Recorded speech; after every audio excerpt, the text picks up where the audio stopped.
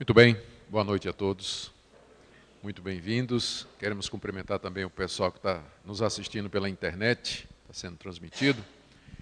Nós vamos começar com uma palavra de oração, pedindo que Deus nos ajude a compreender, se possível, esse tema tão antigo, não é? E polêmico também. Ó Deus, obrigado por esse tempo juntos, obrigado porque nós podemos nos reunir livremente no nosso país e estudar esses assuntos, ó Deus, que tem a ver conosco de maneira direta. Pedimos que Tu nos ajudes, nos deis humildade, compreensão, sabedoria, discernimento. Obrigado por todos que aqui se encontram nessa noite, também pelos que nos assistem pela internet. Em nome de Jesus. Amém. Bom, o nosso assunto é livre-arbítrio. Mas eu queria já pedir permissão a vocês para não tratar esse assunto isoladamente. Tipo assim, o que é o livre-arbítrio? Temos ou não temos?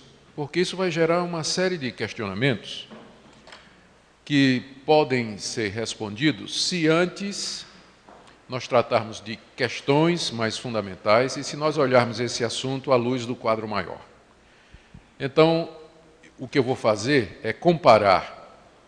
Porque, na verdade, deixa eu voltar atrás, essa questão do livre-arbítrio é apenas um ponto de uma questão maior. Tá certo? Então, se a gente começar pela questão maior, fica mais fácil depois chegar nessa questão do livre-arbítrio. Então, vou começar com um pouquinho de história para a gente chegar até aqui nessa questão do livre-arbítrio.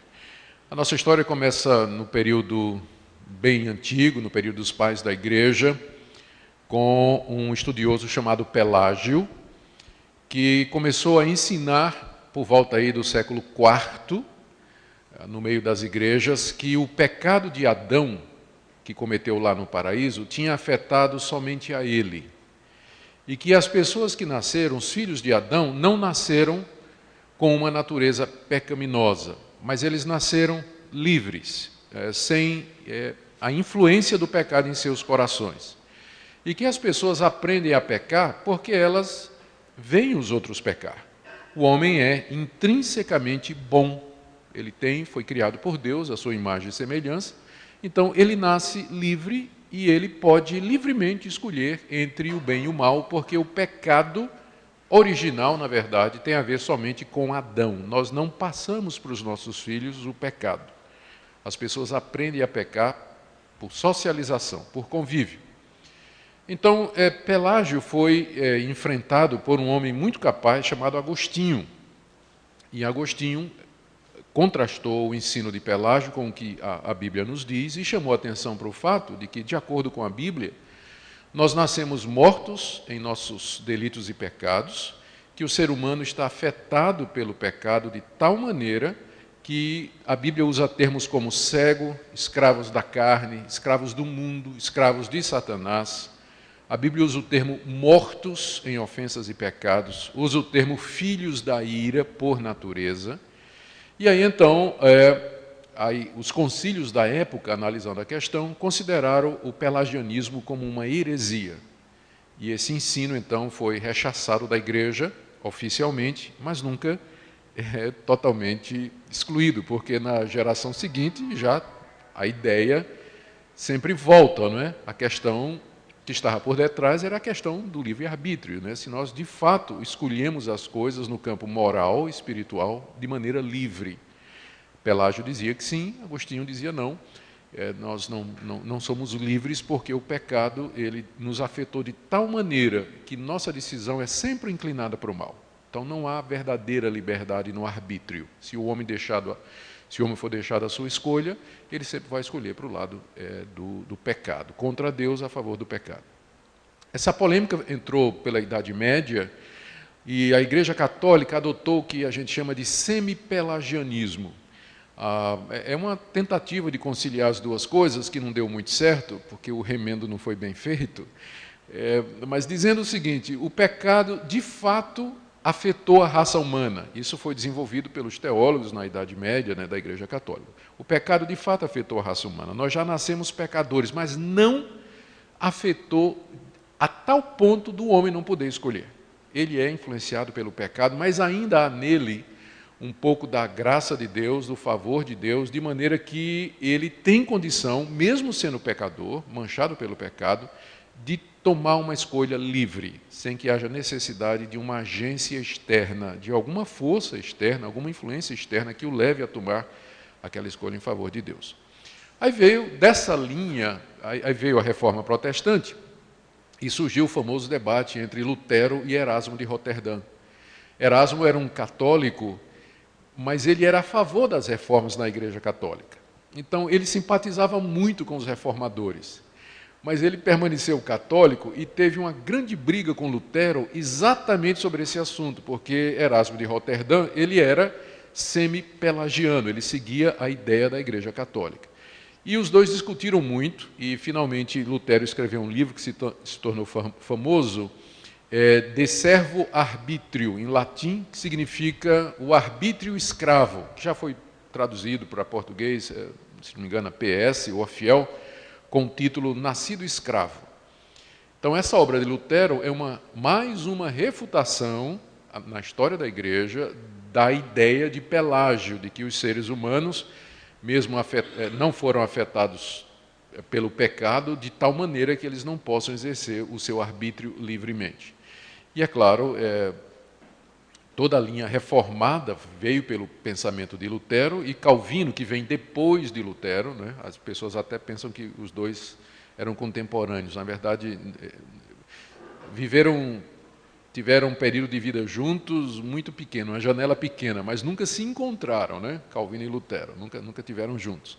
Mas Calvino, então, assume a liderança da Reforma, já é uma segunda geração, e ele não inventou essas ideias como às vezes as pessoas pensam, né? Já tinha tido essas disputas bem antes dele. Ele simplesmente pegou essas ideias, ele assume o pensamento de Lutero, o pensamento de Agostinho, e ele, então, insiste na soberania de Deus, considerando que o ser humano está prejudicado na sua liberdade por conta do pecado original que foi transmitido, segue-se que Deus tem que salvar o homem, senão, se der a escolha para o homem, ninguém se salva, Deus tem que vir em socorro do homem. Então, o sistema de pensamento de Calvino, ele enfatiza muito a soberania de Deus, a graça de Deus na salvação do ser humano.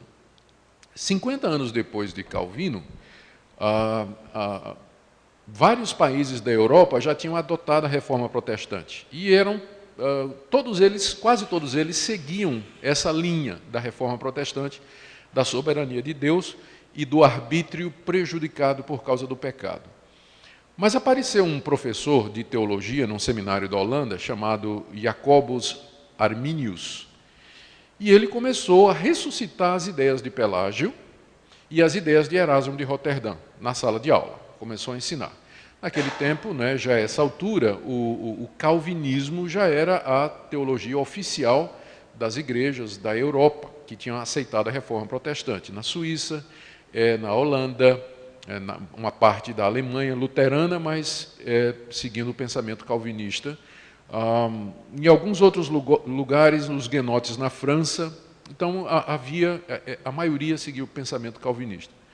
E aí, então, isso causou um desconforto muito grande, mas Armínio nunca, assim, escreveu alguma coisa ou confrontou a teologia calvinista oficial da Holanda. Mas discípulos dele, depois da morte dele, pegaram o material dele, de sala de aula, estudaram e mandaram um documento para o sínodo da Igreja da Holanda, que era o órgão maior da Igreja, solicitando que a Igreja abandonasse aquele pensamento que estava ligado a Calvino e a Agostinho, não é? E insistindo naqueles pontos. Então, eles foram chamados de remonstrantes, por causa da remonstrância, né? do pedido de revisão desse assunto. E eles basicamente queriam 5 coisas. Eles disseram, primeiro ponto, o livre-arbítrio. Ou seja, o pecado, vou colocar aqui, o pecado, ele ele afetou o ser humano. Eles não negavam o pecado original, mas eles disseram que o pecado não afetou o ser humano a ponto de lhe tirar o arbítrio. O homem, mesmo pecador, ele pode escolher entre o bem e o mal. E ele escolhe isso sem que seja necessário alguma força externa que o leve para um lado ou para o outro. Tá? Então, eles queriam restaurar a ideia do livre-arbítrio. Depois, eles disseram que a predestinação ela era condicional. Eles não podiam negar que a Bíblia usa o termo predestinação, porque usa. A Bíblia fala de predestinação, de predestinou, fala de escolha, fala de eleito, chama os crentes de eleitos de Deus. Então eles não podiam negar isso, mas eles então redefiniram a predestinação como sendo presciência de Deus. Ou seja, quando a Bíblia diz que Deus nos predestinou, não é que ele determinou, porque se Deus tinha determinado, isso seria uma violação do livre-arbítrio. E o raciocínio deles está correto. Se o homem tem livre-arbítrio, né, e Deus determina uma determinada coisa, né, para o homem, então ele, nesse sentido, ele poderia estar invadindo a área de liberdade do ser humano. Mas então, o que é que Deus fez? Deus olhou no futuro e viu qual seria a escolha que as pessoas iriam fazer.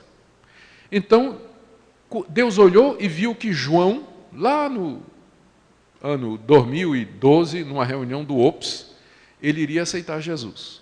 Deus viu isso desde a eternidade. Então, Deus predestinou João para ser salvo. Então, predestinação é a mesma coisa de pré-ciência.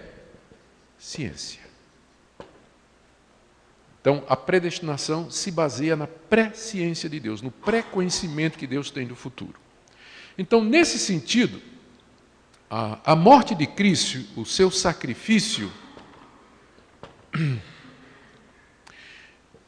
foi por todos os homens em geral e por nenhum homem em particular. Quando Cristo morreu na cruz, ele não estava morrendo por ninguém em particular, porque isso é uma decisão do ser humano, que vai tomar ainda. Então, o que Cristo fez foi, na cruz, morrer potencialmente pela humanidade toda, para que aqueles que resolverem aceitar o que ele fez sejam salvos. Então, isso quer dizer que, na verdade, o sacrifício de Cristo na cruz não salva ninguém. Ninguém foi salvo na cruz, porque a salvação só vai acontecer eficazmente quando o homem exercer o seu arbítrio e escolher Cristo. Então, dessa perspectiva, segue-se que Cristo pode ter morrido por milhões de pessoas que não vão aceitá-lo. Não é? Então, ele teria morrido em vão por Zé, se Zé, durante sua vida toda, exerceu o seu livre-arbítrio, dizendo, eu não quero, não quero, não quero, não quero, e Deus insistindo, o Espírito Santo insistindo, mas ele dizendo, não quero, não quero, não quero, não quero. Morreu, foi para o inferno, Cristo morreu por ele em vão. Tá? Então, é isso que eles estavam dizendo mesmo, que Cristo não morreu pela humanidade toda e por ninguém em particular. Porque se Cristo morreu em particular por alguém, aquela pessoa tem que ser salva, porque Deus não pode castigar o mesmo pecado duas vezes. Vamos supor que Deus morreu, que Cristo na cruz morreu pelos meus pecados.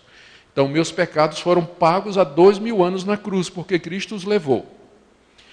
E se eu não aceitar? Eu vou para o inferno pagar os mesmos pecados pelos quais Cristo morreu. Então, não está certo isso, não é? Então, o mesmo pecado sendo pago duas vezes, uma por Cristo na cruz e outra no inferno pelo pecador que rejeitou isso aí. Então, essa ideia do sacrifício geral. Consequentemente, o quarto ponto é que a graça de Deus, ela é resistível. Ou seja, Deus ama a humanidade toda e Deus quer salvar a humanidade toda. Todavia, Deus respeita o livre-arbítrio. Então, de repente, pode acontecer que Deus queira salvar Zé e Zé não queira ser salvo. Então, nesse esquema, vai prevalecer a vontade de Zé e não a vontade de Deus. Porque Deus vai respeitar a decisão de Zé. Zé não quer ser salvo. Zé não quer o Cristo. Zé quer ir para o inferno. Então, Deus, né, vai dizer, por favor, me dê uma chance, né, por favor, se converta. Faz de tudo para converter Zé e Zé não quer. Zé quer ir para o inferno. Então, Zé vai para o inferno. Porque a graça de Deus ela pode ser resistida até o último grau pelo pecador por causa do livre-arbítrio.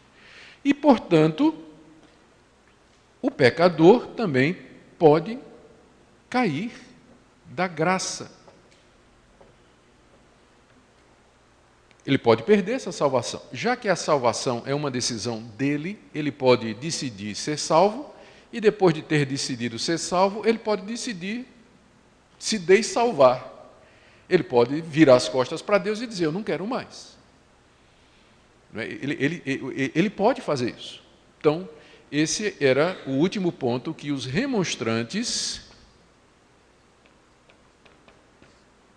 estavam apresentando à igreja da Holanda. Queria que a igreja da Holanda adotasse esse sistema aqui, que é um sistema que a gente chama de soteriologia, o estudo da salvação. Né? Então, era essa questão da soteriologia, como é que nós somos salvos, que estava sendo discutido naquela ocasião.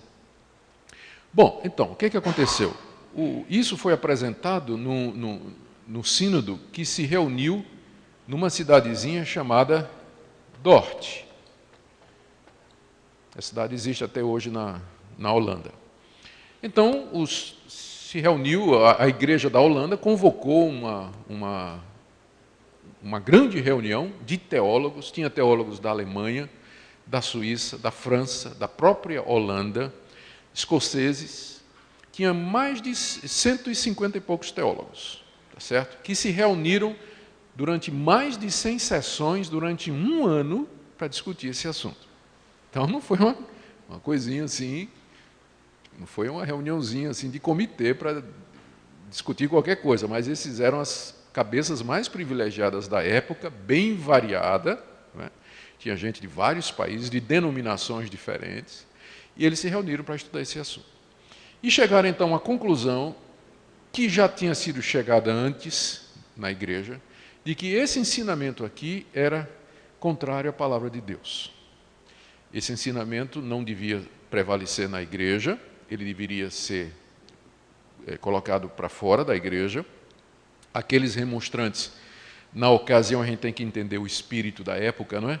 Aqueles remonstrantes, eles perderam seus cargos de professores, foram depostos como pastores e foram expulsos da Holanda durante 6 anos. Foi o castigo, só podia voltar para a Holanda depois de 6 anos. Não é?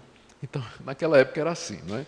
Hoje em dia, graças a Deus, temos a liberdade religiosa, a gente pode conversar e se relacionar com quem pensa assim, e sem pedir a extradição deles do Brasil. Não é? Então, graças a Deus, pela liberdade de consciência e de religião que existe no nosso país. Mas naquela época não era assim. Essas questões religiosas eram vistas como questões relacionadas com política, com poder e tudo mais, e aí, então, às vezes tinha consequências desse tipo.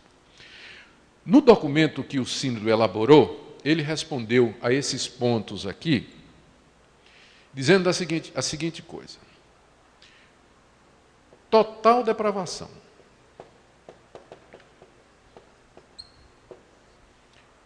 Ele disse, o arbítrio do homem está prejudicado porque a depravação, a corrupção da sua natureza é total. O pecado afetou todas as faculdades do homem, a sua maneira de pensar, seu coração, seus sentimentos, a sua consciência, a sua vontade, todos eles foram profundamente afetados pelo pecado, de tal maneira que o homem, ele é escravo do pecado que habita nele, ele é orientado para o mal, e ele não pode, por ele mesmo, sem uma influência externa, entender Deus, compreender Deus, ouvir a Deus e escolher Deus. Se deixar o ser humano ao seu arbítrio, ele nunca vai escolher as coisas de Deus, porque a depravação do seu coração é total. Por depravação total, é preciso explicar, eles não queriam dizer que todo ser humano é tão ruim quanto pode ser. A palavra total aí não tem a ver tanto com intensidade, tem um pouco com intensidade, mas tem a ver com extensão. Quer dizer, a depravação atingiu a totalidade do ser humano. Todos os aspectos da vida dele, inclusive o arbítrio. Então, é aqui que esse é o ponto fundamental, não é? Até que ponto o pecado nos afetou, e aqui é aquela discussão antiga de Agostinho com Pelágio, de Lutero com Erasmo, e agora dos calvinistas de Dort com os arminianos, que eram seguidores de Armínio, né? E o pessoal do Sínodo de Dort, então, retruca dizendo não. A informação bíblica, ela está mais claramente dizendo que nós estamos nessa situação. E aqui vem o segundo ponto. Logo, a predestinação, a eleição, ela é incondicional. Deus, então, olhou a raça humana, Deus contempla a raça humana perdida, caída, nessa situação de miséria. E de entre a raça humana perdida, caída, escrava, Deus elege para a salvação aqueles que ele quis. E o termo incondicional foi usado para dizer que Deus, o critério que Deus usou para escolher quem ele queria salvar, não era baseado no mérito daquela pessoa, não foi baseado na fé prevista, como diria esse ponto aqui. Não foi baseado em fé prevista, não foi baseado no caráter, não foi baseado nas obras da pessoa, não foi baseado na filiação da pessoa, não foi baseado em nada. Ou seja, Deus soberanamente, livremente, por motivos que só Ele sabe, Ele elegeu quem Ele quis para a salvação. E ao fazer isso, Deus não estava cometendo injustiça nenhuma com aqueles que Ele não elegeu, porque os que não foram eleitos, eles só estarão recebendo o justo castigo pelos seus pecados. Porque todos pecaram, carecem da glória de Deus. Deus não teria a obrigação de salvar ninguém. Se Deus deixasse a humanidade toda seguir o seu próprio caminho, e todos se perderiam, então, Deus não estaria cometendo injustiça. Porque injustiça seria você tirar o direito de alguém. Como pecadores não têm direito à vida eterna, então Deus não está tirando o direito de ninguém quando Ele resolve soberanamente escolher quem Ele quer para a salvação. Então, esse ponto aqui da eleição incondicional. Com relação à questão da presciência, os reformados disseram o seguinte: Deus só pode prever aquilo que Ele determinou. Porque fora de Deus, você está admitindo que a história acontece à parte de Deus? A história acontece porque Deus criou a história. Como é isso de que Deus viu alguma coisa que ia acontecer e que Ele não tem parte nisso? Você concebe a ideia de um universo paralelo a Deus, a Deus que surgiu da onde? Veio da onde esse universo? Essa história, ela é uma força independente? Deus só pode conhecer aquilo que Ele mesmo determinou. A história, Ele conhece o futuro porque Ele criou o futuro. Então, foi a resposta que eles deram para essa questão aqui. Logo, segue-se que o sacrifício de Cristo é o que eles chamam de sacrifício eficaz.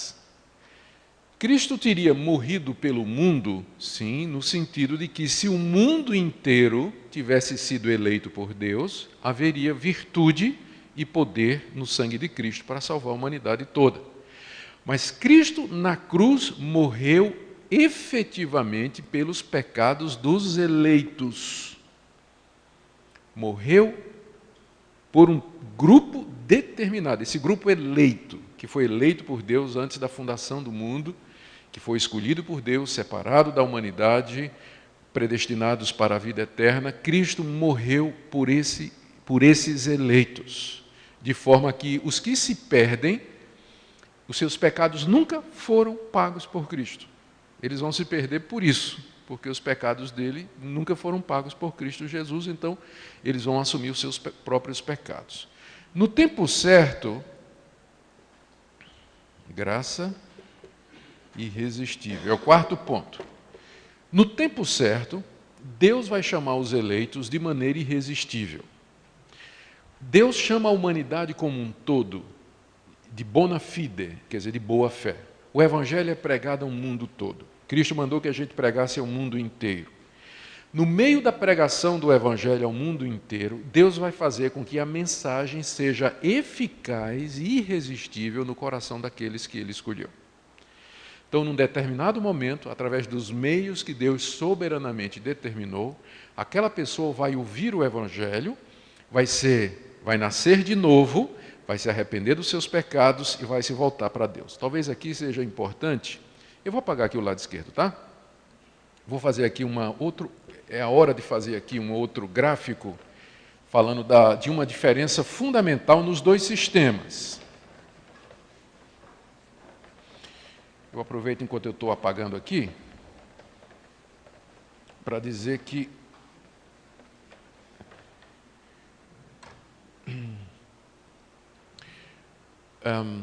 a sua salvação não depende de você entender isso aqui. Tá certo? Porque se fosse depender da gente entender isso aqui, então eu acho que boa parte de nós estaria perdida, né? Sua salvação depende se você crê no Senhor Jesus como seu único e suficiente Salvador. Que sua esperança está somente nele, que ele morreu na cruz e que seu sangue é suficiente para perdoar os seus pecados. Se você crê nisso, isso aqui é importante, mas não é fatal com relação à sua salvação. Bom, voltando aqui a esse ponto da graça irresistível. No sistema, vamos chamar de arminiano, aqui você tem a Ordo Salutis. É um termo latim que significa a ordem da salvação. Como é que a salvação acontece? Qual é a sequência dela? Do ponto de vista arminiano, dos seguidores de Armínio, primeiro, a pessoa se arrepende e tem fé. Em seguida, ela é justificada, ela é regenerada, há um novo nascimento, ela se arrependeu e creu. Então, ela é regenerada pelo Espírito Santo. E aí, então, ela é justificada por Deus. Quer dizer, os seus pecados são perdoados, justificada, e aí vem, né? Ela é adotada por Deus na sua família, faz parte da família de Deus, recebe o Espírito Santo. Na sequência que foi apresentada no Sínodo de Dort, primeiro Deus regenera. Deus tem que regenerar. Se não regenerar, o homem não pode arrepender-se e crer. Então a diferença é aqui, ó. Troca aqui, ó. Primeiro Deus regenera. Deus vai lá no coração do homem que está morto, dá vida ao homem. O homem então acorda e então a regeneração leva Primeira coisa que essa pessoa faz quando é regenerada é fides, já botei em latim, né? É fé em português. Ela se arrepende e crê. Mas antes de ser regenerada, ela não pode se arrepender e não pode crer, porque ela está morta. Ela não tem como. Um morto não pode se arrepender, um morto não pode crer, um morto não pode nada. Ele tem que ter vida primeiro para fazer esses atos. Nós que somos regenerados, a gente sabe quanto é difícil a gente se arrepender e crer, mesmo depois de crente, não é? Imagina uma pessoa que está morta, em ofensa, morta espiritualmente. Se Deus não der vida àquela pessoa, então ela não pode se arrepender. E aí então, é claro, uma vez que ela é regenerada, arrependeu-se, claro, a justificação e a adoção é o fato seguinte. Tá? Então essa seria a sequência da Ordo Salutis. A diferença está nos dois primeiros pontos. Então isso aqui é da maior importância, né, que nós compreendamos isso. Deixa eu dar aqui uma outra ilustração, sem querer fazer caricatura nem de um lado e do outro. No caso, os seguidores de Armínio, eles olham para esse sistema aqui, eles dizem, então o que vocês estão dizendo é o seguinte, a pessoa morre, chega no céu, bate na porta, e São Pedro aparece, e diz, eu quero entrar. Aí São Pedro diz, espera aí um momento, pega o iPad, como é seu nome? João da Silva. Ele olha e diz, seu nome não está aqui não, você não foi predestinado. Não, mas eu creio, eu quero entrar no céu. Mas você não foi predestinado, meu filho. Deus não lhe escolheu. Você vai ter que ir para o inferno, mas eu não quero ir para o inferno. Eu estou arrependido dos meus pecados, eu creio em Jesus. Sim, mas você não foi eleito. Então você vai para o inferno. Então, essa é, às vezes, a caricatura que o pessoal do lado arminiano faz com esse sistema aqui. Quando nós responderíamos que a situação é diferente, a situação é mais ou menos a seguinte: você tem um grupo de pessoas caminhando para o abismo. Essas pessoas estão com tampões no ouvido, estão com venda nos olhos, e elas estão andando. Elas nasceram assim. Elas não conseguem perceber o perigo que elas estão correndo. E elas estão andando e tem um abismo profundo, a queda é fatal. E Deus está do lado de trás chamando: voltem, se arrependam, creiam. Dei o meu filho para morrer pelos pecadores, ele morreu na cruz para pagar pecados, creia que você vai ser salvo. Quantos ouvem? Quantos veem? Continua marchando. Até que Deus chega num, sacode, tira os tampões do ouvido, tira a venda ao cara. Né? Aí ele volta. Então, esse aqui é o quadro da humanidade caminhando para a perdição, sem condições de ouvir, de se arrepender e de crer, e Deus então é que vai atrás e sacode um, sacode outro, e como já foi dito, ele não sacode todos, porque na soberania dele ele não quis sacudir todos, mas ele vai sacudir aqueles que ele elegeu. E aí o quinto ponto seria então a perseverança final dos eleitos, ou seja, eles não vão cair da salvação, não vão cair desse estado, porque aqueles que foram eleitos por Deus, por quem Cristo morreu, e que foram regenerados pelo Espírito Santo, esses serão guardados até o final. Nada pode desfazer a ação de Deus na salvação do indivíduo. Isso não quer dizer que ele é perfeito. Ele vai tropeçar, ele vai pecar, a consciência dele vai acusar, ele pode passar por períodos difíceis, mas a semente da fé, da regeneração, da nova vida, nunca vai se extinguir do seu coração. Ele sempre vai se arrepender, vai voltar. Arrependido, quebrado, mexido, mas ele vai voltar, ele vai continuar e vai perseverar até que Deus finalmente o leve. Esse sistema aqui, então, vocês veem, ele não foi inventado por João Calvino, como algumas pessoas pensam, né? Ele recebeu o nome dos 5 pontos do calvinismo, mas, na verdade, a iniciativa foram os 5 pontos do arminianismo, foram os arminianos que começaram.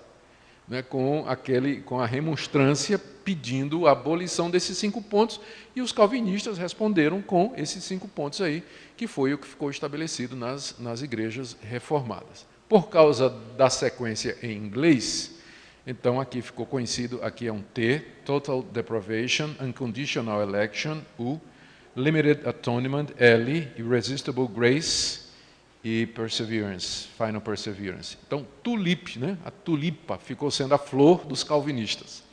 Aí, por brincadeira, eles dizem: você sabe qual é a flor dos arminianos? É a margarida. Mal me quer, bem me quer. Mal me quer, bem me quer. Mal me quer, bem me quer, né? Brincadeira de mau gosto, né, com os arminianos. Mas eles dizem isso, né, a piada da margarida, é por conta desse último ponto que no sistema arminiano diz que o homem hoje pode estar salvo e amanhã não está. Então, enquanto que no sistema calvinista, uma vez salvo, ele está salvo para sempre. Então, por isso que eu disse a vocês que para entender essa questão do livre-arbítrio, você tem que entender o quadro maior. E o quadro maior é esse aqui. Bom, então, os calvinistas, eles são os chamados calvinistas, são os que seguem essa soteriologia, não é? E hoje em dia você vai encontrar o que encontrei um dia desse, um tuip. Tuip é o que não tem o L. Aí fica tuip, né? É o calvinista de 4 pontos. Ele diz: eu acredito em todos os 5, menos esse que Cristo só morreu pelos eleitos. Então é um tuip. É o chamado calvinista de 4 pontos. Eu encontrei um recentemente e conversei com ele. O problema é que está tudo ligado, né? Você vê como tem uma sequência lógica, né? Se você tira um ponto desse aqui, o outro já não faz mais sentido. Ou o anterior perde a sua força. Como esse aqui também. Se você, no sistema arminiano, se você considera que o livre-arbítrio é uma realidade, todos os pontos seguintes fazem sentido. Tem a sua lógica e a sua coerência interna. O arminianismo tem a sua coerência interna, porque parte de uma premissa que é a questão do livre-arbítrio. Então, admitido o livre-arbítrio, a sequência é aquela, não tem para onde fugir. Mas uma vez que o livre-arbítrio ele não é uma realidade, então a sequência só pode ser essa aqui. Então, esse primeiro ponto, de fato, é o ponto mais importante de toda essa discussão. Tá certo? Qual é, de fato, a extensão do pecado e em que ele nos alcançou? Bom, antes de abrir para perguntas agora, para a gente começar a falar sobre isso mais com vocês, deixa eu só fazer mais uma observação. Os arminianos, eles são a maioria hoje no mundo evangélico. Isso a partir de uma virada que teve na configuração do cristianismo, de algumas décadas para trás. Teve uma época que os calvinistas eles eram a maioria, quando as igrejas históricas não tinham se tornado liberais e elas eram igrejas fortes, missionárias. Então, nos Estados Unidos, a predominância era dos calvinistas durante muito tempo, na Europa também, não é? Toda a Europa quase toda adotou a reforma protestante, e o foco do calvinismo estava no hemisfério norte, não é? No norte global. Com a chegada do pentecostalismo e das denominações pentecostais, o arminianismo deu uma ressurgida, né? Final do século passado, 1900 e pouco. Então surge o movimento pentecostal, e os pentecostais, depois de um século, eles já passaram as igrejas históricas em muito, né? Em muito. Por exemplo, no Brasil, acredita-se que 80% dos evangélicos eles são de convicção pentecostal, ou orientados para o pentecostalismo ou neopentecostalismo, o que significa que eles são arminianos. E 20% seria das igrejas históricas, e dessa quantidade eu diria que metade disso seria calvinista, né? Então, os calvinistas são um grupinho pequenininho, né? Assim, meio encardido, né? De vez em quando pegam umas brigas aí pela internet e tudo mais, o pessoal gosta de discutir isso aí. Então, mas os calvinistas são a minoria hoje, né, no mundo, apesar de que há uma ressurgência do calvinismo no mundo todo. E o pentecostalismo, depois de 100 anos, está começando a olhar com mais simpatia para o calvinismo, não é? Então, você vai encontrar hoje uma mistura muito interessante de pessoas, de pentecostais, que adotam aqueles 5 pontos, mas que creem na contemporaneidade dos dons, que era um culto mais contemporâneo, com manifestações e tudo mais, não é? Eu não sei onde é que isso vai dar, mas é interessante ver como, de repente, isso está acontecendo. Livre-arbítrio, então, o ponto é aqui. Eu quero só dizer mais uma coisa antes da gente passar para o debate. A palavra arbítrio, talvez a maneira mais fácil da gente entender essa discussão aqui, é usando a palavra árbitro. Todo mundo sabe o que é um árbitro, né? O árbitro é um juiz. Um juiz. Vamos pegar um árbitro de futebol, que é uma figura conhecida de todo mundo. O árbitro, para que ele faça o trabalho dele direito, ele tem que ser isento. Ele não pode gostar de um time nem do outro. Ele precisa estar neutro quando ele está fazendo o trabalho dele, porque se ele estiver inclinado para um determinado time em vez de outro, quando houver uma bola dividida, um lance duvidoso, ele vai ser inclinado a decidir em favor do seu time de predileção. Isso é inevitável. Todos nós, quando vamos fazer uma escolha, nós antes temos motivações. Nós gostamos de determinadas coisas, preferimos outras, tivemos traumas com problemas anteriores. Então, hoje, a sua decisão nunca é livre. Hoje, você não consegue decidir nada de maneira isenta. Você sabe disso. Porque vai entrar preferência, tendência, genética, circunstâncias, experiências traumáticas, toda a sua carga familiar, toda a sua história vão contribuir para que você tome essa decisão e não aquela. Então, a rigor, não existe livre-arbítrio. Se você entender como arbítrio, a sua capacidade de escolha livre. Você é livre para escolher. Significa que não pode ter influência nem de dentro, né, alguma coisa dentro de você, levando você a tomar essa decisão, e também não pode ter nada que venha de fora. Então, esse estado ideal de escolha, ele não existe. Ele começa por aí, ele não existe. Então, e no caso do ser humano, essa sua liberdade de escolha, ela ficou mais inclinada ainda por conta da corrupção do coração, que nós já mencionamos. Eu gosto de usar aqui uma ilustração, que é de um carro que todo mundo já dirigiu, eu acho que, bom, não sei, né? Alguns de vocês aqui não têm dado nem para ter carta ainda, mas você já deve ter dirigido um carro que puxa para um lado. Você está na estrada, se você soltar a direção, o que é que acontece com ele?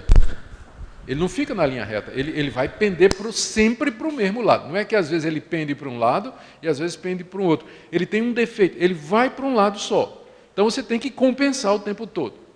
O ser humano é esse carro penso, a gente chama de penso lá no Nordeste, né? Ele é penso, né? Ele é inclinado para um lado, ele nunca pende para o outro, ele sempre vai para esse lado de cá. Então, o arbítrio dele está tocado, está manchado, está corrompido por causa do pecado, e, portanto, ele não é livre no sentido de que você toma escolhas isentas. Agora, veja o que é que eu não estou dizendo. Eu não estou dizendo que você não faz escolhas. Você fez uma escolha quando você resolveu vir aqui hoje à noite. E você escolheu isso livremente, não foi? E é aqui que a gente faz a diferença entre livre-arbítrio e livre agência. Isso aqui é muito importante. O ser humano é um agente, é um livre agente, quer dizer que ele faz escolhas de acordo com sua natureza. Quando você escolhe uma determinada coisa, você tomou aquela escolha porque no seu coração, na sua mente, houve um processo de análise, de avaliação, os sentimentos entraram e você tomou aquela escolha porque quis. Livremente tomou aquela escolha. Então, o pecado não tirou essa capacidade do ser humano. Ele escolhe, ele toma decisões todo dia, continua tomando, antes da queda e depois da queda. O que a gente está dizendo é que essas escolhas elas não são mais isentas da inclinação para o pecado. Mas o homem continua sendo um ser moral. Por isso que Deus o responsabiliza pelas suas ações. Então você tomou uma decisão para estar aqui hoje à noite, e foi uma escolha que você tomou. Certo? Você tomou a escolha de estar aqui hoje à noite. Quando você faz alguma coisa errada, você escolheu fazer aquela coisa errada. E Deus vai lhe responsabilizar porque você é um ser moral. Você tem livre agência. Só que seu coração sempre lhe leva para aquele lado. E daí, se Deus não agir, você sempre vai tomar escolhas que vão lhe afastar cada vez mais para longe dele, se ele não vier atrás de você. Então, em linhas gerais, esses são os grandes pontos da discussão da questão do livre-arbítrio. Certo? E agora, na sequência, eu queria dar oportunidade para fazerem perguntas, porque eu sei que tem muitas. Eu já vou dizendo que eu não tenho a menor pretensão de conseguir esgotar todas ou de responder todas a contento, não é? Mas, se eu puder, pelo menos, deixar claro o posicionamento dessa tradição, né, que é a tradição que vem desde Agostinho, para mim vem desde Paulo, né, mas tudo bem. Vamos chamar de Agostinho para cá.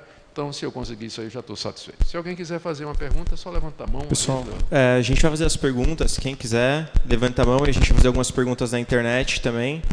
Então, a gente começa com duas perguntas agora e uma da internet, beleza? Então, quem quiser fazer, pode levantar a mão já.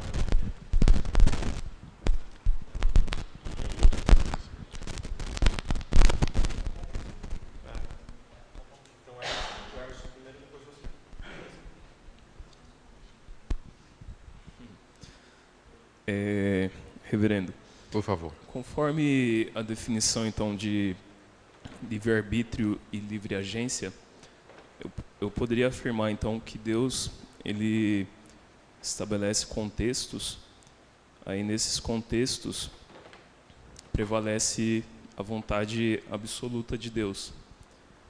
E dentro desses contextos que Deus estabeleceu, condições iniciais e finais, ele permite que o homem atue? Alguns teólogos, eles fazem para resolver esse problema.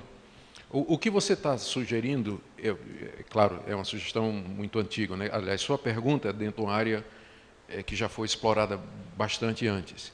Não será que Deus tem áreas que Ele realmente predestinou e Ele determinou que seria assim, mas em outras Ele deixou o ser humano tomar decisões por ele mesmo e tudo mais? E aí, uma resposta que foi dada é uma distinção que é feita entre a vontade decretiva de Deus e a vontade permissiva. Então, Deus teria decretado determinadas coisas que vai acontecer e outras coisas Ele simplesmente decidiu permitir. Eu acho que essa distinção é apenas semântica, porque no final, ou porque Deus decretou, ou porque Ele permitiu, vai ser a vontade dEle que vai prevalecer. Dá a impressão de que se eu for num supermercado e tiver uma gravata azul e uma vermelha, e eu escolher a azul, que Deus não tem nada com isso. É o tipo de coisa que Deus diz assim: Augusto, fica à vontade, você pode escolher a gravata que você quiser. Qual que você quer? Senhor, eu gosto mais de azul. Claro, pode pegar azul. E quando eu então vou e pego o azul, aí Deus dá uma risadinha e diz: era exatamente isso que eu queria que você pegue. Então, a gente age no dia a dia exatamente com essa sensação, não é? De que a gente tem coisas que a gente escolhe e que elas não têm um fundo moral. Não é certo nem errado, é neutro. A gravata azul e não a gravata vermelha. Jesus disse uma vez que não cai um passarinho no chão se não for da vontade do Pai que está nos céus. Ele disse isso no Sermão do Monte, quando ele queria consolar os seus discípulos com relação às perseguições. E Jesus disse: vocês valem mais do que passarinhos. Ou seja, se a providência de Deus chega ao ponto de dizer qual é a hora que um passarinho vai cair, quanto mais as coisas que dizem respeito à nossa vida.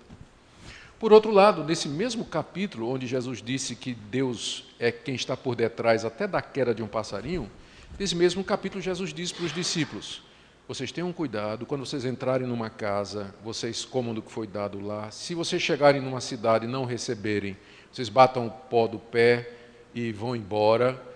Quer dizer, aí parece que certas coisas Deus está no controle e outras Deus manda que a gente faça como se a gente tivesse a capacidade de fazer.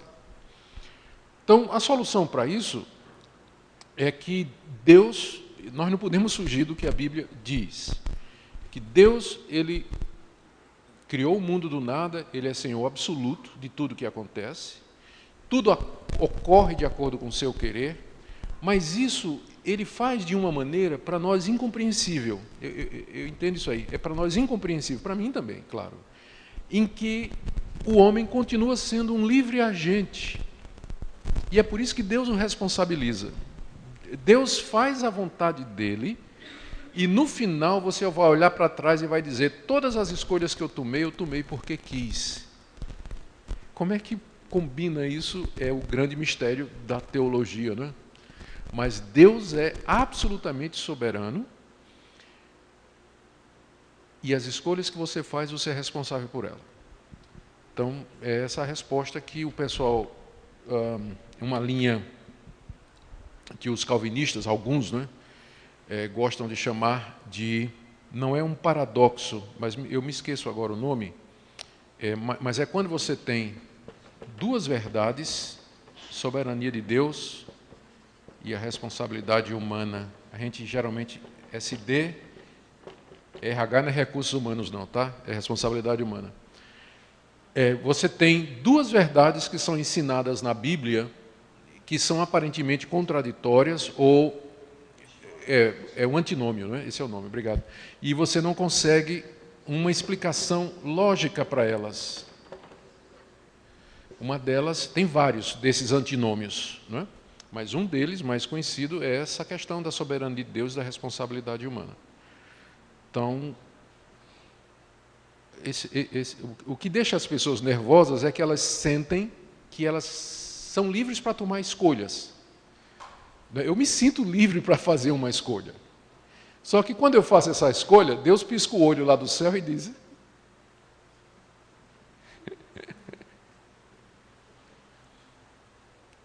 agora, o ruim é quando a gente faz, o problema é quando a gente faz escolhas ruins. Aí vem a questão do mal, não é?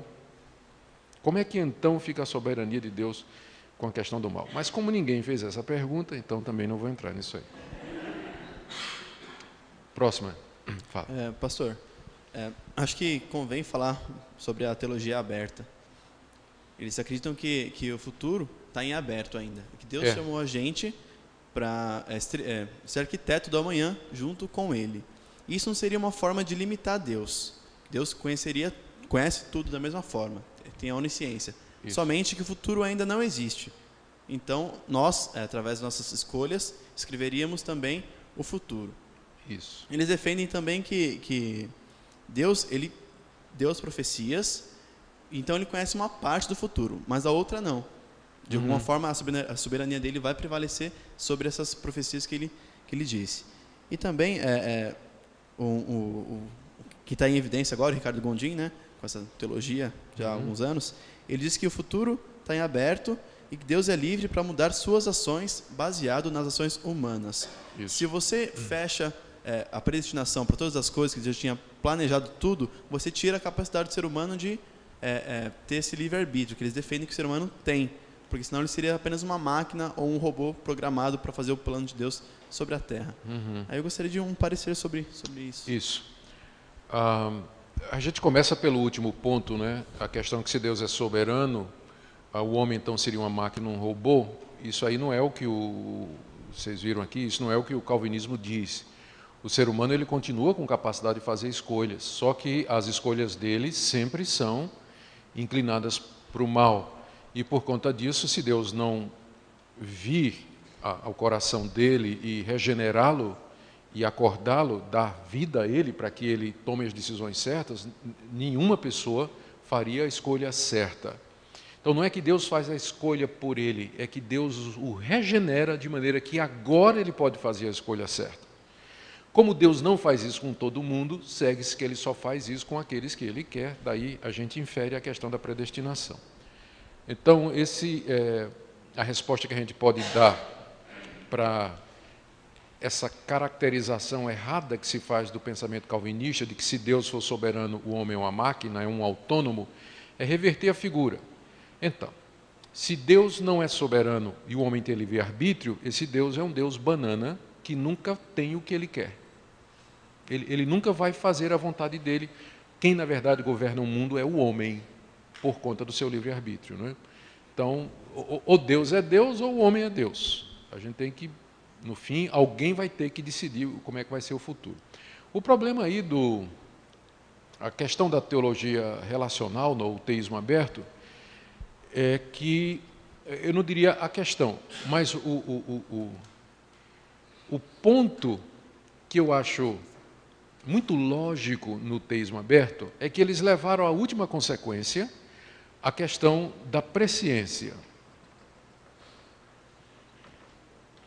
Por que os arminianos transformaram a predestinação em presciência? Ou seja, Deus predestina aquilo que ele sabe que vai acontecer, não é que ele determinou, mas ele viu que ia acontecer. Mas por que os arminianos fizeram isso? Porque eles queriam resguardar o livre-arbítrio. Porque, do ponto de vista deles, a salvação, ao final, é resultado da escolha humana e não da ação de Deus. Mas aí chegaram alguns teólogos arminianos, eles disseram o seguinte: mas veja só, se Deus sabe qual é a decisão que eu vou tomar em 2012, essa decisão ela não é mais livre, porque Deus já sabe. Se Deus já sabe o que é que eu vou fazer daqui a 10 minutos, a decisão que eu vou tomar daqui a 10 minutos não é livre. Não é nem que ele não precisa nem predestinar. Vamos supor que ele não predestinou nada. Ele simplesmente conhece o futuro. Então, se ele sabe que eu vou entrar numa sorveteria e escolher sorvete de pitomba em vez de sorvete de manga, aquela minha escolha já não é mais livre. Porque na hora que Deus a conhece como fato. Né? Deus não a conhece como hipótese, Deus a conhece como fato. E se Deus a conhece como um fato, então é porque vai acontecer. Então eu não tenho como ir naquela sorveteria e escolher um sorvete de manga. Porque Deus, 10 minutos antes, já sabia que eu ia escolher de pitomba. Então eles disseram, para que o homem seja livre, a gente tem que tirar também a presciência de Deus. Deus não pode conhecer o futuro, porque se Deus conhece o futuro já está determinado. Então, eles vieram com essa história de que Deus, para se relacionar com o homem, abriu mão dos seus atributos, entre eles a onisciência e a onipotência, para que tivesse um relacionamento de gente para gente, de igual para igual, que é uma aberração à luz do que a Bíblia ensina. A Bíblia nunca ensina que o relacionamento de Deus para conosco é de igual para igual. Quando ele veio ao nosso encontro na pessoa de Jesus, que se tornou um de nós, mesmo assim, o que é que ele requereu de nós? Que nós nos humilhássemos, nos arrependêssemos e crescêssemos em Jesus como sendo o nosso Senhor. Até na hora que ele se tornou um de nós, ele veio para ser o nosso Senhor. Então não tem isso de tratamento de igual para igual, não. Ele é Deus. E nós somos suas criaturas. Então, na tentativa de deixar o homem como senhor de tudo, eles cancelaram, inclusive, a presciência de Deus, não é? Então, é uma teologia infeliz, lamentável, que parte de uma premissa equivocada. Ainda bem que ela não tem muitos seguidores no Brasil. E vem já vem desaparecendo. E quem falava mais nessa teologia já nem fala mais. Está falando outras coisas agora.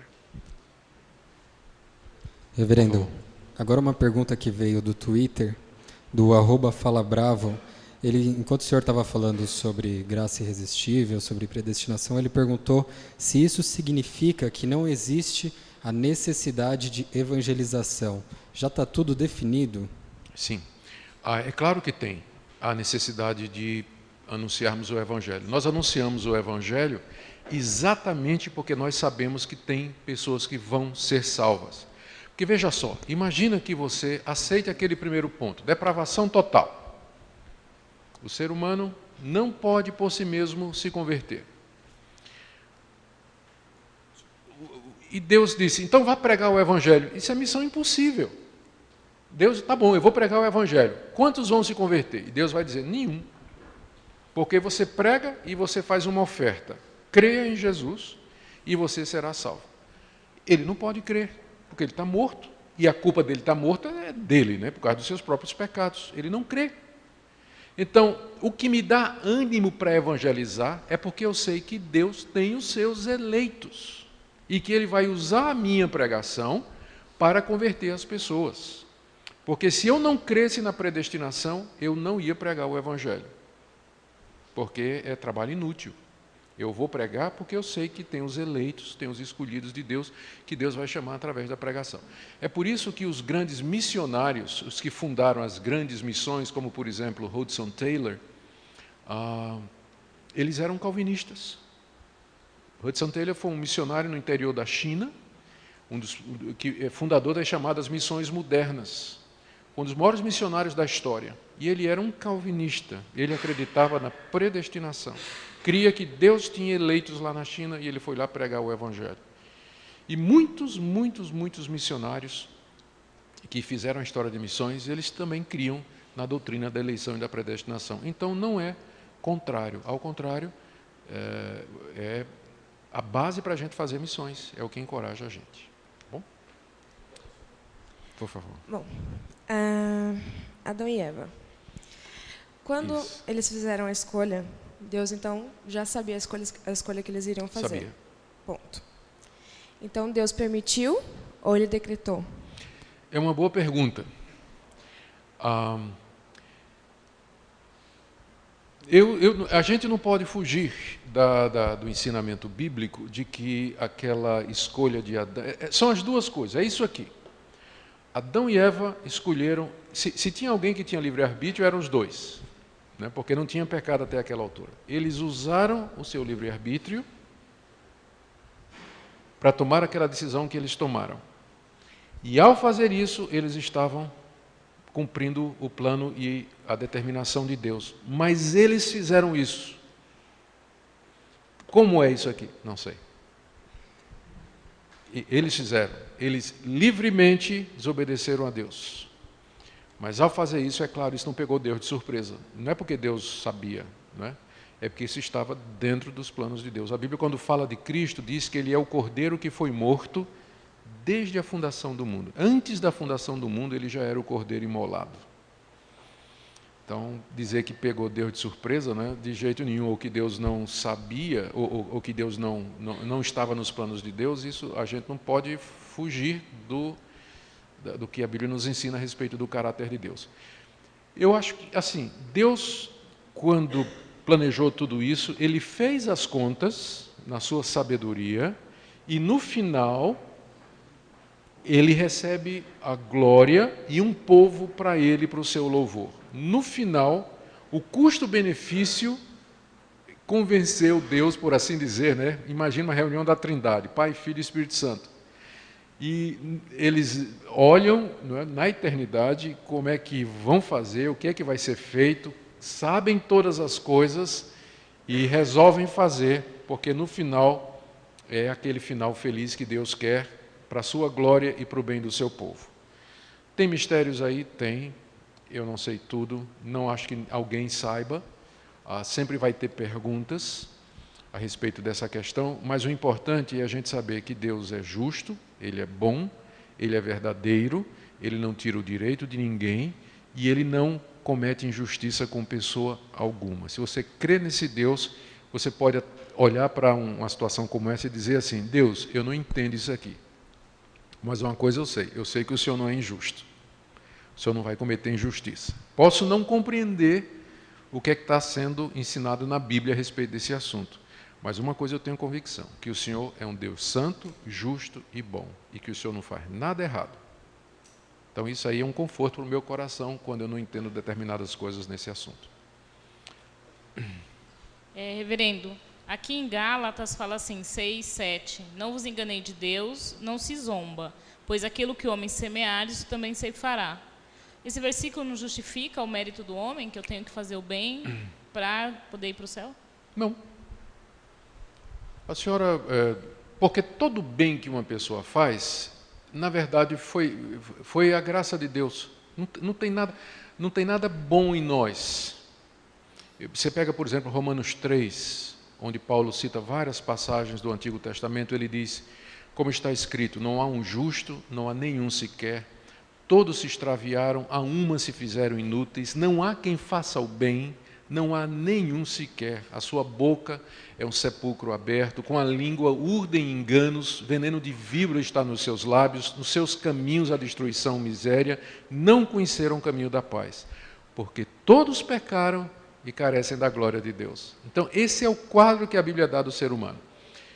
Quando o ser humano faz o bem, e eu sei que vocês fazem atos bons, vocês fazem escolhas certas, mas é a graça de Deus e o favor de Deus, desse Deus bondoso, que levou você a fazer. Por isso, no final das contas, o mérito nunca é meu, mas sempre de Deus. É como o meu sogro gostava de contar uma história, que uma vez, teve 8 filhos, né?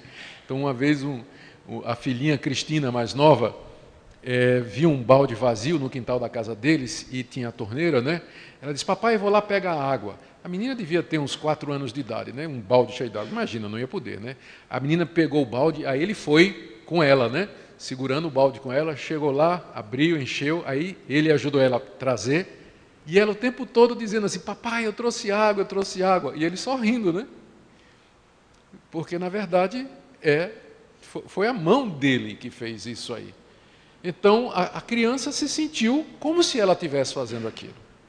Uma outra ilustração que eu gosto de usar para isso é aquela ilustração da avenida, né, da rua, onde você passa na rua, aí tem uma porta, né, bem grande, com aquele convite, vinde a mim. Está escrito em cima, vinde a mim todos vós que estáis cansados e oprimidos, eu vos aliviarei. Você passa ali, aquela porta aberta, você olha, não tem o menor interesse, vai embora. Outros passam, olha, dão uma olhadinha assim, não tem interesse, vai embora. Aí um dia você para, olha, vinde a mim todos vós que estáis cansados e oprimidos, eu vos aliviarei. Aí você diz assim, isso é para mim, eu quero isso. E você entra. Quando você entra, do lado de dentro, em cima está escrito, só pode vir a mim aquele que o Pai trouxer. Você ouviu o convite, você aceitou o convite e você entrou. Quando você entrou, você olha para trás e diz, se Deus não tivesse me trazido, eu nunca tinha entrado. Não é assim quando você está de joelhos para orar, né? Eu gosto também de falar disso. Quando a gente se ajoelha para agradecer a Deus a salvação, a gente atribui a Deus toda a glória. Deus, muito obrigado porque o Senhor me salvou. Se não fosse o Senhor que tivesse me levado para aquele lugar naquele dia, se não fosse o Senhor que me fez nascer num lar crente, se não fosse o Senhor que mandou aquela pessoa falar comigo de Jesus, eu nunca teria aceitado o Evangelho. Então, no íntimo do coração, a gente sabe que a salvação é realmente um dom de Deus, é a graça de Deus e que não foi por conta do merecimento nosso. Por favor. Reverendo, o @Jorge Souza quer saber se o senhor conhece o livro Eleito, mas Livres, de Norman Geisler. Geisler. E uma outra pergunta, o diabo teve livre-arbítrio? Aham. Estava faltando ele aqui no debate, né? Eu conheço o livro de Norman Geisler e eu acho que é uma tentativa que não foi muito bem sucedida do Geisler de tentar explicar essa relação da eleição e da liberdade. Esse livro ele não pode ser tomado como um livro que reflete o pensamento calvinista reformado sobre o assunto. Na verdade, foi mais um desserviço, né? Não ficou muito bom. A ideia do Geisler não é uma ideia bem reformada. Sobre o diabo, ele tinha livre-arbítrio, sim, e não tem mais. Ele escolheu desobedecer a Deus, e como resultado, Deus o confirmou, fez diferente do nosso caso. Deus confirmou a decisão do diabo, de maneira que ele não pode mais voltar atrás. Como Deus também confirmou a decisão dos anjos que não seguiram Satanás na revolta. Você tem os anjos bons, Gabriel, Miguel, os anjos que nos cercam, nos abençoam, e você tem os anjos caídos, que são Satanás e os demônios. Nenhum deles pode deixar de ser o que é, porque quando houve a queda dos anjos, Deus confirmou a decisão deles. Então, Satanás não pode deixar de ser Satanás e Gabriel não pode deixar de ser Gabriel mais. Então, essa raça, Deus tratou a raça angelical de uma maneira diferente da nossa. É interessante. Para nós, ele deu um salvador, né? Mas para os anjos não tem.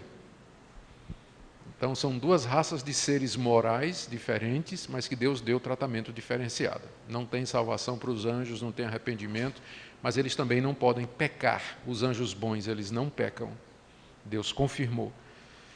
Deus podia ter feito isso com a raça humana? Podia. Mas ele é Deus, né? Não fez. Então, por favor. Okay. Reverendo, existe alguns calvinistas, né, que afirmam o seu lado de não trabalhar tanto na igreja, né, de comodismo, vamos dizer assim, de justificação perante alguns pecados, dizendo que eles são eleitos, né, tanto pela eleição, né, pegando o ponto da eleição e da graça irresistível. Como eu posso responder, né, que eles estão equivocados a isso? Você pode pegar passagens como Efésios capítulo 1, se não me engano, 1 Tessalonicenses capítulo 3, onde o apóstolo Paulo fala que Deus nos elegeu para santificação.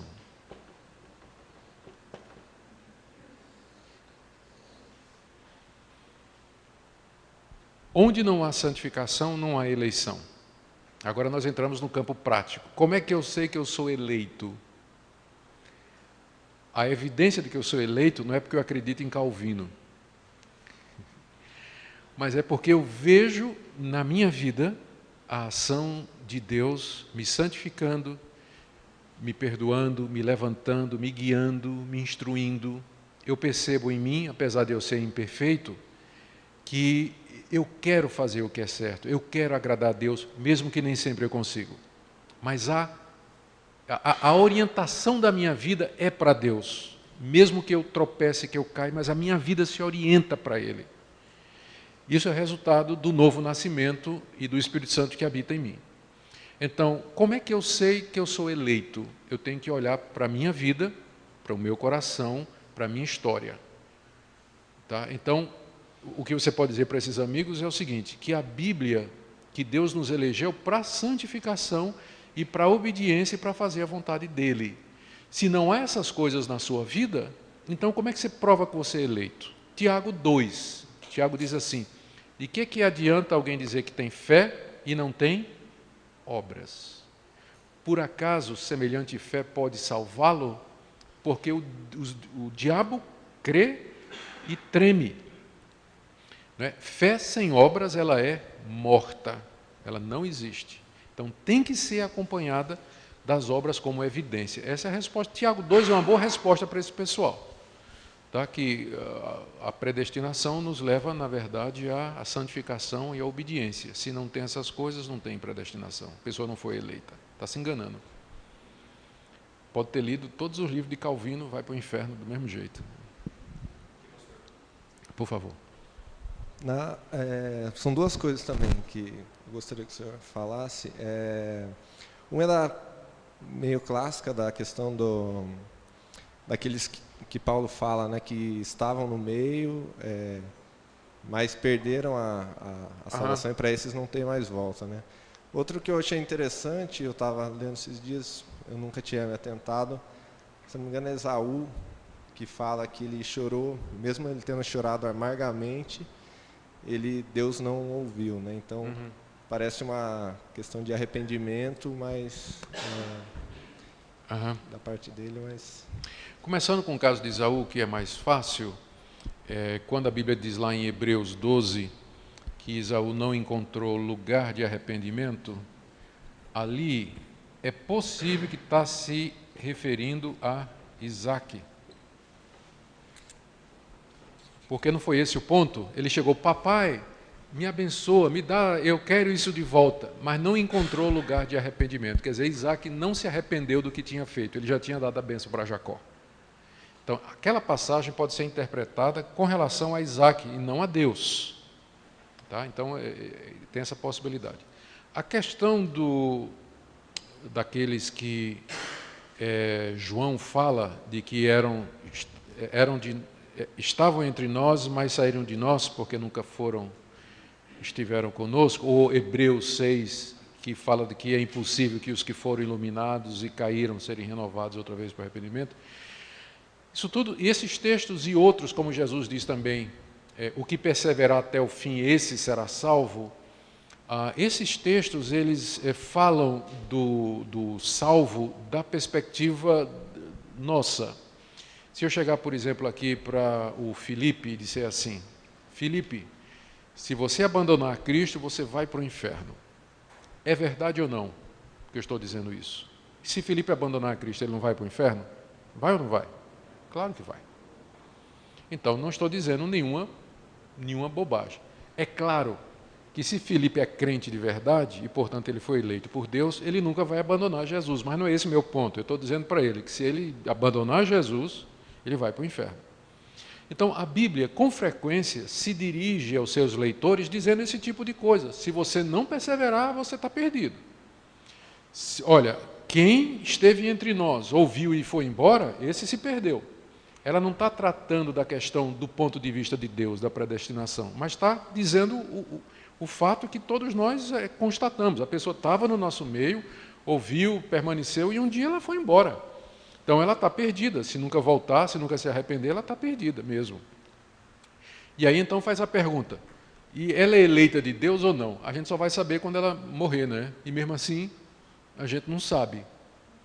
Se ela morrer na incredulidade, negando a Deus, virando as costas para Deus, provavelmente ela nunca foi eleita, né?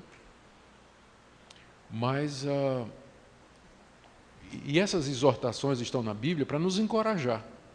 Deus usa isso para fazer com que a gente se apegue mais e mais para Ele. Tá? Então, tem muitas passagens que parecem falar da queda, da perda da salvação, mas elas são, na verdade, avisos. Elas não estão declarando que a gente perde, mas são, na verdade, exortações. Bom? Boa noite, pastor. Boa noite, querido. Eu queria fazer duas perguntas. A primeira é: quando a pessoa se deixa ser influenciada, então o livre-arbítrio deixa de existir nessa pessoa? Sim.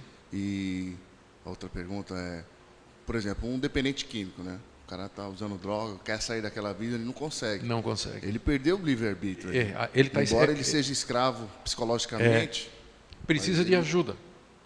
ele não consegue se livrar. E não só drogas, tem outros vícios que as pessoas têm que não conseguem se livrar. A pessoa fica escrava de determinados hábitos que ela simplesmente não consegue. Ela sabe que é errado, ela tem vontade, ela quer, mas ela não consegue. Porque a vontade dela foi de tal maneira já enfraquecida pelo pecado que não consegue mais romper o círculo, se impor. Então aquela pessoa vai precisar de ajuda. Agora, o fato de que ela não consegue não quer dizer que ela não é responsável. Ela continua sendo um livre agente. O arbítrio já foi.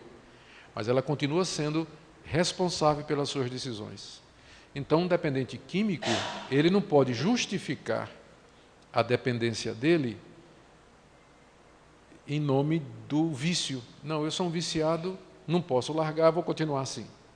Porque veja então, como é que nós vamos, se você utilizar esse conceito para todas as demais coisas erradas que existem. Não posso parar de matar, não posso parar de bater na minha mulher, não posso parar de ser um estuprador, não posso parar de fornicar, não posso parar a prostituição. Então, a gente tem que reconhecer que o pecado afeta, às vezes, tanto uma pessoa que ela vai precisar de ajuda para sair daquilo. E há pessoas, né, dependentes químicas que elas conseguem, com a ajuda das pessoas, a ajuda de pessoas experientes que vão fortalecendo a vontade da pessoa, né, reeducando a pessoa, até que finalmente ela pode caminhar por si e não voltar. Tá? Mas não é só drogas não, é qualquer outra coisa que em geral. Reverendo, por favor. Mais uma pergunta aqui do Twitter, do Antônio Brito. Ele quer saber como que fica a questão da soberania de Deus em relação a todo o mal que há no mundo, falando um pouco da soberania de Deus. E tem uma outra pergunta aqui sobre o Bruno, falando de deficientes mentais. De qualquer forma que não tem nem tipo de resposta. Eles serão salvos? Deixa eu começar com o último, não é? Essa questão dos deficientes mentais, a salvação deles, é o mesmo caso da salvação de crianças. E tem duas posições dentro do campo reformado. Tá? Uma é que crianças e doentes mentais, débeis mentais, que nunca podem ser responsabilizados pelos seus atos, nem a criança nem o débil mental, serão salvos aqueles que forem eleitos. Então isso significaria que hoje estaria no inferno doentes mentais e crianças que não foram eleitas. Eu acho muito difícil essa posição. Eu prefiro a outra que diz assim, que toda criança que morre antes da idade da razão, que varia de acordo com cada indivíduo, a idade da razão é aquele momento em que ela passa a exercer a sua livre agência. Ela toma decisões porque quer. Toda criança que morre antes dessa idade, ela é predestinada, ela é eleita. Então, não haveria, nessa perspectiva, crianças que morreram antes da idade da razão no inferno. Elas estariam todas no céu. Essa é uma posição, por exemplo, de Charles Spurgeon, a ponto dele dizer que ele acreditar que o número de salvos é maior do que o número de eleitos, o número de eleitos é maior do que o número dos perdidos. Que quando fechar as contas, no fim da história, o número de pessoas salvas será maior do que o número de pessoas eleitas, porque ele incluía aí o caso das crianças que morriam antes da idade da razão. Tem que lembrar que na época de Spurgeon, o índice de morte, de mortalidade infantil era muito alto. Na Inglaterra do século XVIII, você imagina, século XIX, aliás, então você imagina a situação da mortalidade infantil. Então, eu sou dessa posição. E aí encaixa também os débeis mentais. Se eles não tinham qualquer capacidade de agir como livre agente, eu creio que eles estão entre aqueles por quem Cristo morreu na cruz. Eles estão no número de eleitos, o pecado deles, porque eles têm pecado, herdado de Adão. Então, o pecado deles, a culpa deles herdada foi paga na cruz. Então, esse é o meu pensamento. A outra questão foi do mal, não é? Essa já é uma questão mais complicada e eu Eu não tenho respostas para isso. O que a Bíblia diz é que Deus é bom, é verdadeiro, santo e justo, que Ele odeia o mal, odeia o pecado, que Ele castiga a iniquidade e que, no final, Ele vai triunfar. O mal vai ser desarraigado desse universo e nós viveremos num universo onde apenas a verdade, a justiça, o amor e o que é bom haverá de existir. Quando o mal entrou no universo, nós não sabemos. O caso mais antigo que a gente sabe pela Bíblia é desse anjo que se revoltou contra Deus, provavelmente antes da criação do mundo. Satanás se revoltou contra Deus e ali o pecado entra na história. O mal entra na história a partir daí. Ele existia em princípio antes, né? É impossível se Deus é um Deus bom, justo e verdadeiro. Qual a origem do mal, então? Permanece uma grande interrogação. Porque a Bíblia não nos diz isso. Só nos diz que o mal existe, é claro, Deus, se o mal existe é porque Deus permitiu, Deus quis que o mal viesse, não é? Mas de uma maneira em que que esse mal entrou pela escolha dos agentes morais. O mal entrou pela escolha de Lúcifer e pela escolha de Adão. O mal entrou no mundo por conta deles. E, como eu disse, isso de forma nenhuma pegou Deus de surpresa. Então, é o que eu posso dizer. Deus não pode ser responsabilizado pelo mal, porque ele entra no mundo através da decisão de suas criaturas morais. Mas nada acontece no mundo que fuja ao propósito dele. Então, é mais uma questão dessas aqui, ó. Aqui mais uma questão. Por favor. Ajudar a esclarecer um pouquinho mais a questão do livre-arbítrio, a diferença entre livre-arbítrio e livre-agência. Uhum. A gente poderia dizer, então, que livre-arbítrio seria um conceito ligado à doutrina da soteriologia, lá, uhum. E aqui, para as outras questões, a gente falaria em livre-agência, uhum. Esse novo conceito. Então, para outras questões, não se fala em livre-arbítrio, fala em livre-agência. Não. O conceito ele se aplica a todas as áreas. Eu entendo o que você está tentando fazer e é bom, porque o assunto não é fácil. Deixa eu ver se eu tento explicar de outra maneira a diferença entre livre-arbítrio e livre-agência. Eu sou um ser moral, no sentido de que eu não sou como o meu cachorro. O meu cachorro não faz escolhas morais. Tem um cachorro chamado Link, tá certo? Ele não faz escolhas morais. Quando ele resolve, por exemplo, correr atrás do gato e comer a comida do gato, ele não está sendo perverso, nem cruel, nem mau, nem egoísta, porque ele não tem uma natureza moral. O cachorro faz as coisas por instinto, por necessidade, por pragmatismo, né? Então, ele não toma decisões baseadas em valores, certo, errado, bom, ruim, isso é melhor para fulano, é melhor para cicrano. Então, mas eu sou diferente dele, porque eu posso tomar escolhas morais. O Link não pode deixar de perseguir o gato, porque ele diz assim, eu não quero ser um cachorro mau. Está na natureza dele correr atrás da gatinha, né? Da Hendrika. Então, está na natureza dele. Mas eu, como ser moral, criado por Deus assim, eu faço escolhas com base no conceito de certo e errado. Então, Deus, quando criou Adão e Eva, os criou assim, seres morais. É o que a gente chama de livres agentes. É a mesma coisa para seres morais. A queda, quando eles usaram aquela liberdade para tomar a decisão errada, eles não perderam a liberdade de tomar, a capacidade, eu devia dizer, de fazer escolhas morais.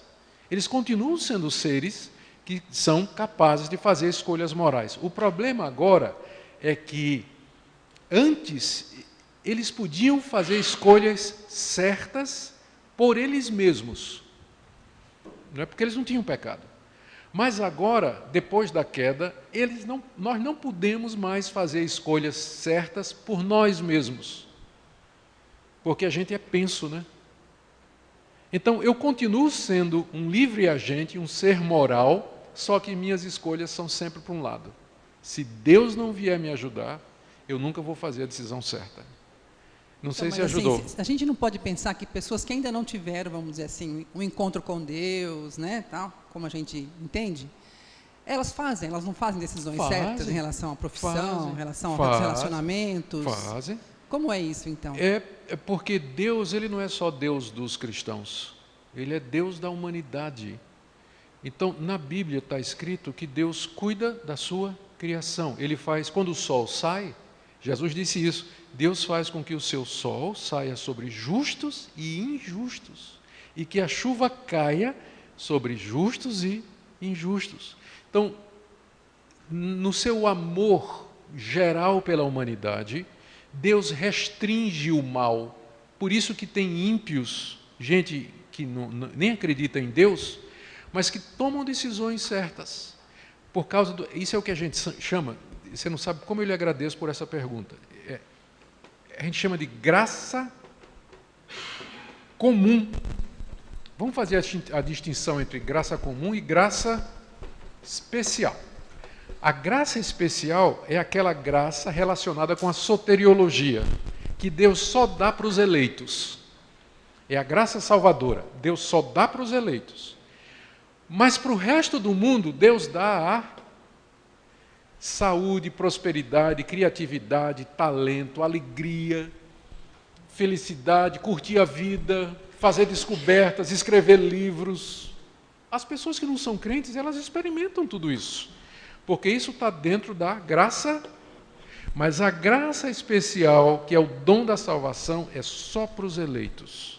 Então, os cristãos, eles têm as duas. A gente aproveita as duas, a graça comum e especial. Os não eleitos, eles só têm a graça comum. Então, na graça comum, nós não somos necessariamente pensos para um lado só. Não, são pensos. Se não fosse a graça comum, a gente já teria se destruído há 2000 anos, desde que a história começou. Você vê, não demorou muito depois da criação, o que é que Deus fez? Ele olhou para a humanidade e disse o quê? Está toda corrompida, só tem uma família que se salva. Família de Noé. E Deus destruiu o mundo de então, porque não... Então, se não for Deus agindo, inclusive entre os ímpios, a humanidade já estava na Terceira Guerra Mundial. Ou quarta, ou quinta, ou décima. Deus é que puxa o freio de mão. Ó. Deus vai com o pé no breque. Ó. Senão a humanidade já teria se destruído. E a graça dele vai também para quem não acredita. Ficou claro esse conceito de graça comum? Isso é muito importante. Isso explica por que pessoas tomam decisões certas. Certo? É a graça e a misericórdia de Deus restringindo o mal que há no mundo. Última pergunta, porque está na hora, né? Eu estou escolhendo encerrar o debate aqui. Livremente. Mais alguma? Não? Então, só agradecer a paciência de vocês. Esse é um assunto muito interessante. Eu sugiro que vocês consultem. Tem bons sites na internet sobre isso. Deixa eu recomendar um site aqui. Eu não estou ganhando nada desse site, tá, gente? Pode ter certeza. Tem muito material. Tá? Você pode ir lá no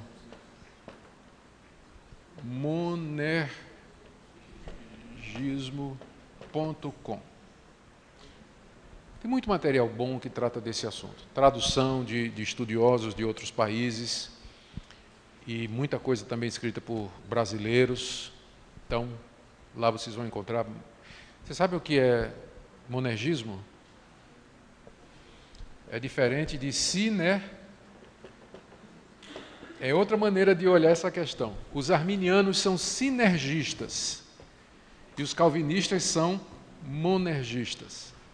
O que é sinergismo? É aquela ideia de que o homem coopera para a sua salvação. Essa palavra sinergismo vem de um advérbio grego chamado syn, na verdade é assim, né? Syn significa junto, sintético, sinfonia, a ideia de junto. Então, sinergismo, energia junta. O homem, com a sua energia, colabora com a energia de Deus para serem salvos. Então, esse é o sistema arminiano, porque a escolha é que vai decidir. Mas o sistema calvinista, ele é monergismo. Não precisa dizer o que o mono aí significa, né? Ou seja, é Deus que salva, apesar de nós. Ajudou? Não, né? Mais ou menos? Bom. Muito obrigado também ao pessoal que nos escuta aí no Twitter, no Facebook. Vamos terminar com a oração? Vamos ficar em pé?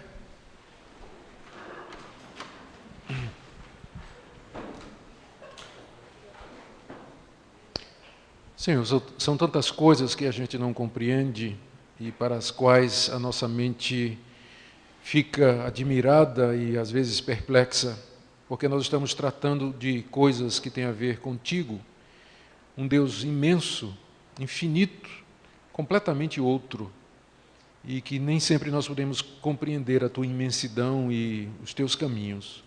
Nos ajuda a entender o que é básico, o teu amor revelado em Cristo Jesus, tua compaixão por nós, que tu nos amas, nos chamas, nos perdoas e que no final tu haverás de triunfar contra todo o mal e contra todo o pecado. E já nos destes a certeza disso com a ressurreição de Jesus de entre os mortos. Nos ajuda, portanto, a ficar firmes, continuar no meio das dúvidas e das dificuldades. Em nome de Jesus. Amém.